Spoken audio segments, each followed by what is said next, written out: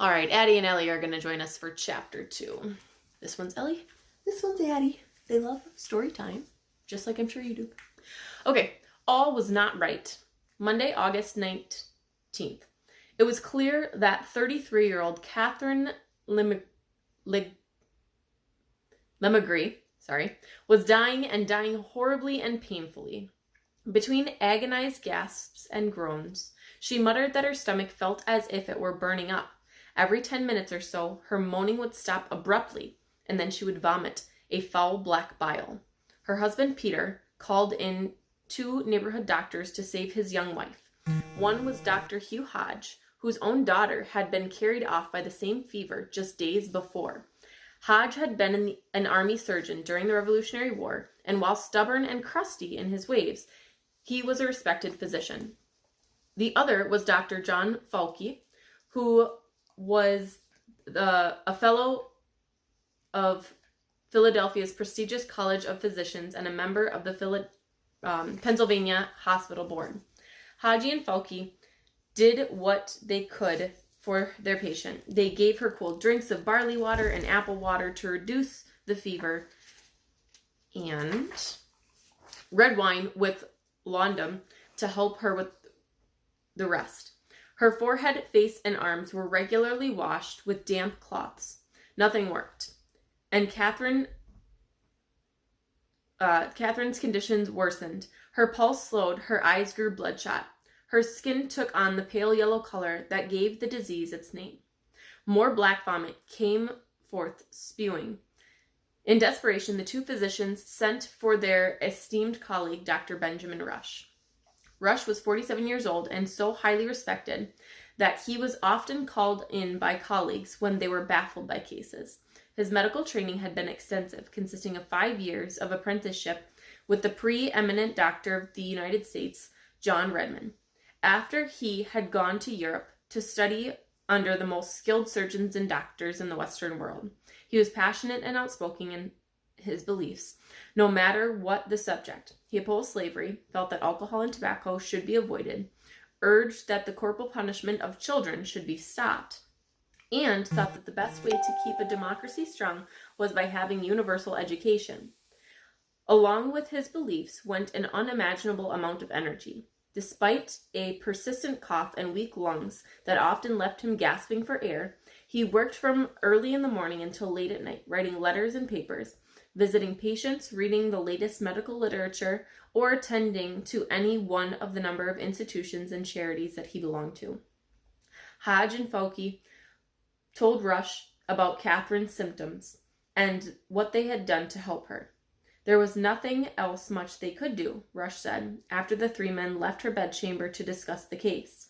Rush then noted that in recent days he had seen an unusual number of bilious fevers, accompanied with symptoms of uncommon malignity. In a grave voice, his serious reflection in those intense blue eyes, he added that this was not right in our city.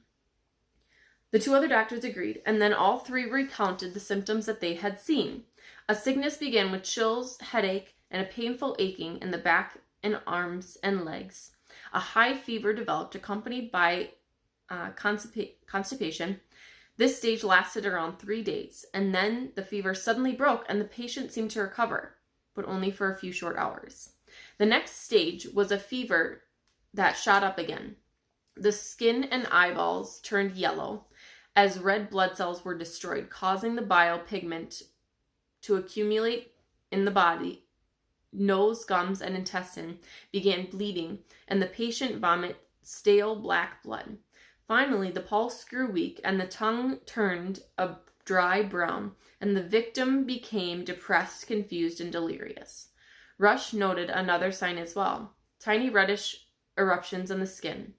They appeared chiefly in the arms, but they sometimes extended to the chest. Physicians called these sores pettiniae. Not a doctor. Sorry about that word. Which is Latin for skin spots, and Rush observed that they resembled mosquito bites. Hodge then pointed out that the deaths, including his daughters, had all happened on or near Water Street. Falke told the other doctors along the street and said that he knew the origin of the fevers, the repulsive smell in the air caused by the rotting coffee in Ball's Wharf. The idea that the illness was caused by microscopic organisms such as bacteria or viruses was not known at the time. Instead, doctors based their thinking around the 2,500-year-old Greek humoral theory. This concept stated that the good health resulted when body fluids, called humors, were in balance. Humans were phlegm, choler, bile, and blood. Disease arose from an imbalance of these humors, too much of one and not enough of another. Any number of these things could cause this condition, such as poor diet, excess in drinking, poison, or a dog bite, to name it just a few. Even bad news could unsettle the humors and cause illness, so it made sense to Rush, Hodge, and Folke that the putrid-smelling air could upset people enough to cause an outbreak in violent, fatal fevers. Rush, however, sensed something else. The symptoms he was seeing reminded him of a sickness that had swept through Philadelphia back in 1762, when he was 16 years old, studying under Dr. Redmond. Rush was never shy in his opinions. Standing here in the Le Maigre's parlor, he boldly announced that the disease they now confronted was the dreaded yellow fever. Putting a name, yellow fever, into the illness was not to be done lightly. Yellow fever was one of the most vicious diseases in the world and could create panic everywhere.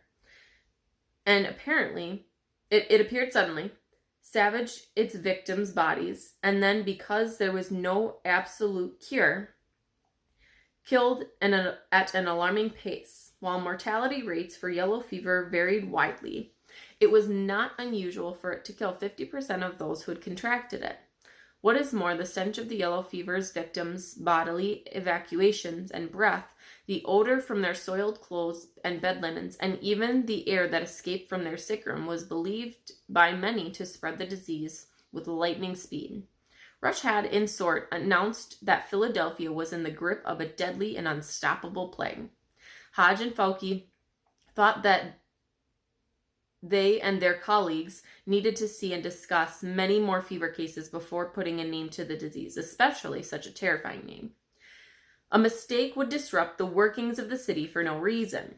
Rush understood this well, but he did not waver from his diagnosis. Once his mind was made up, he rarely changed it. After Rush left this home, he made it a point to tell his friends about the reappearance of yellow fever, and he advised them all to leave the city. He visited the mayor of Philadelphia, Matthew Clarkson, and the governor of Pennsylvania, Thomas Mifflin, to inform them as well. Next, he went about the town to confer with other doctors. On Monday, August 19th, and for several days after this, his fever was still pretty much confined to the Water Street area, near Ball's Wharf. Only a handful of doctors had encountered it firsthand. Therefore, most of the city's 8 physicians did not believe that the illness described by Rush was indeed yellow fever. They felt that the disorder must be one of the common fevers that struck during warm weather. Among the possibilities mentioned were jail fever, camp fever, eruptive military fever, and autumnal fever. Any one of these could cause violent physical sufferings and death. Rush was annoyed that his diagnosis and warnings were being treated or ridiculed with contempt. But he shrugged off the doctors as ignorant. They would come around to his view in time, he knew. He only hoped it wouldn't be too late. Meanwhile, the deaths kept coming at an alarming rate. Catherine died on Tuesday, despite the efforts of the 3 highly skilled physicians. On Wednesday, 12 more died. 13 on Thursday. Others beside the doctors were beginning to notice the illness. The Reverend J. Henry C. Helmuth found himself visiting more and more of his congregation with fevers of a most dangerous complexion. He stopped at the home of a man that Monday and made sure he was well taken care of and comfortable. Nevertheless, it is to my very great surprise that he was a corpse on the 20th, Helmuth reported bluntly. "'Tis a sickly time now in Philadelphia," another citizen, Elizabeth Drinker, wrote, "and there has been an unusual number of funerals here lately." A few days later, she would add, "'Tis really an alarming and serious time." "The fever has assumed a most alarming appearance," Rush wrote. to his wife Julia, who was summering in Princeton with their youngest children. It not only mocks, in most instances, the power of medicine, but it has also spread throughout several parts of the city, remote from the spot from where it originated. Not just the fever spread, worst of it spread as well. That Thursday, Mayor Clarkson placed on notice in the newspaper saying that there was a great reason to apprehend that a dangerous infectious disorder was loosely in the city. He ordered neighbors hired by the city, called scavengers, to clean the streets of decaying garbage and dead animals, since their vile smell might be the cause of the disease. Governor Mifflin was equally upset.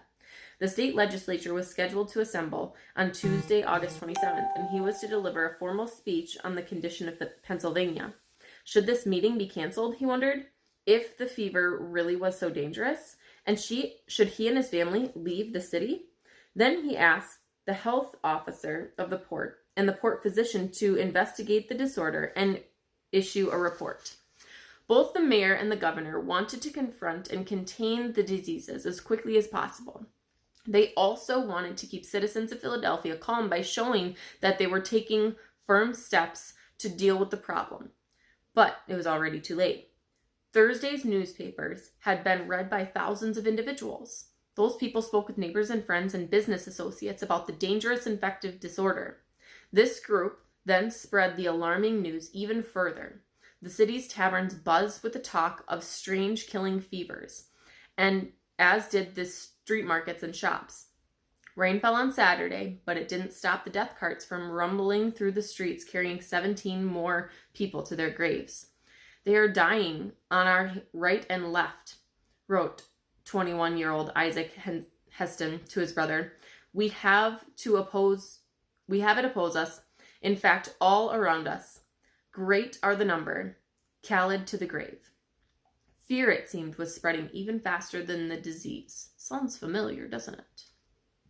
On Sunday, August 25th, a savage storm hit the city, bringing winds and torrents of rain. Water cascaded off roofs, splashed loudly onto the sidewalks, and ran into burbling rivers throughout the streets. The howling wind and pounding rain made a frightful noise, and yet through it all, a single chilling sound could be heard: the awful tolling of the church bells. So that is the end of chapter 2, but I want to talk about a couple of things quickly because obviously we're experiencing some similarities in modern times. This does not spread the same way that our current coronavirus spreads. So this story and how we're seeing things happen today will not be the same. This spreads much more quickly, and we'll find out how it spreads as we read further, but it's not the same. We figured out that much about coronavirus. However, the part where doctors are uncertain, they don't understand exactly how this works, how it spreads, and how this is raising concern. Getting people to try to spread out a little bit more, not all be congregated in the city together. They're trying to be more cleanly. Wash your hands, right? All of this sounds very familiar. So even though this is over 200 years old, there are still some things that they're doing back then with their limited medical knowledge that we're doing now, because in this situation, we're also limited in what we know and understand about this disease. So I'll come back later with chapter 3. Bye.